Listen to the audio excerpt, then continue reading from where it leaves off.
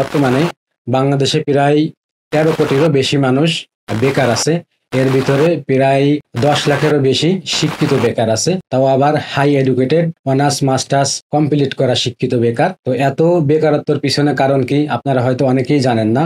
এর মেন কারণ হচ্ছে আপনার বাপ মা এবং আপনি নিজেই। এখন আপনাদের মনে একটা প্রশ্ন জাগতে পারে যে আপনার বাপ মা এবং আপনি নিজেই কিভাবে আসলে বেকারত্বের পিছনে দায়ী। আপনার হয়তো মনে হইতে পারে যে আপনার বেকারত্বের পিছনে দায়ী হচ্ছে আমাদের এই বাংলাদেশ বা আমাদের এই সমাজ ব্যবস্থা বা আমাদের এই শিক্ষা ব্যবস্থা।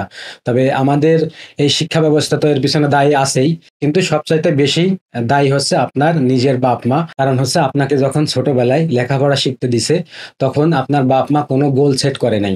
আপনি যে লেখাপড়া শেষ করার পরে কি করবেন এই বিষয়টা তারা ইনশিওর করে নাই।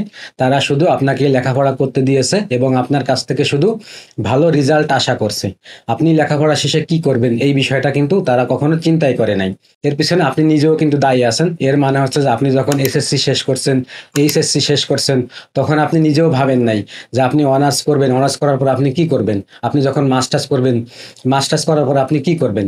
আপনাদের সবারই শুধু একটা চিন্তা ভাবনাই ছিল যে আপনি লেখাপড়া করবেন, একজন ভালো স্টুডেন্ট হবেন, এরপরে আপনি সরকারি চাকরি করবেন। তো আপনারা বাংলাদেশের যে পরিস্থিতি আপনারা তো জানেন যে সরকারি চাকরি সবার জন্য নয়। দেখা যাচ্ছে যে একটা কলেজ থেকে 1000 জন স্টুডেন্ট যদি বের হয়, সেখান থেকে 10 থেকে 15 জন বা 20 জন সর্বোচ্চ সরকারি চাকরি পায়।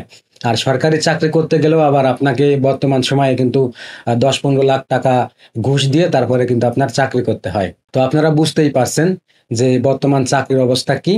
আর এই যে যে শিক্ষিত বেকার, এটা কিন্তু আপনাদের বাপ মা এবং আপনাদের নিজেদের কারণেই এখন আপনারা নিজেরাই কিন্তু বেকার। তো এই বেকারত্ব কিন্তু আপনি দূর করতে পারবেন বিজনেসের মাধ্যমে।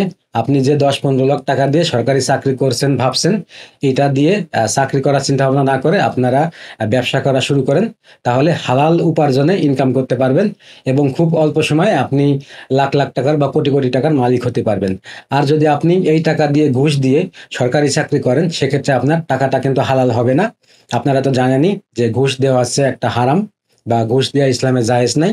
তো এই ঘুষ দিয়ে চাকরি করলে আপনার ইনকামের সব টাকাই কিন্তু আপনার হারাম হয়ে যাচ্ছে। তো এই হারাম টাকার থেকে বেরিয়ে এসে আপনারা কিভাবে বিজনেস করে স্বাবলম্বী হবেন, আপনাদের এই বেকারত্ব দূর করবেন, সেই বিষয়টা চিন্তা করেন। এবং আপনারা যারা ভাবছেন বিজনেস শুরু করবেন কিন্তু কিভাবে শুরু করবেন বুঝতে পারছেন না, আপনারা আমার ইউটিউব চ্যানেলটাকে সাবস্ক্রাইব করে রাখুন এবং ফেসবুক পেজটাকে ফলো দিয়ে রাখুন। খুব শীঘ্রই ইনশাল্লাহ আমি বিজনেস রিলেটেড ভিডিও নিয়ে আসবো। তো দেখা হচ্ছে ইনশাল্লাহ নেক্সট ভিডিওতে। আল্লাহ হাফেজ।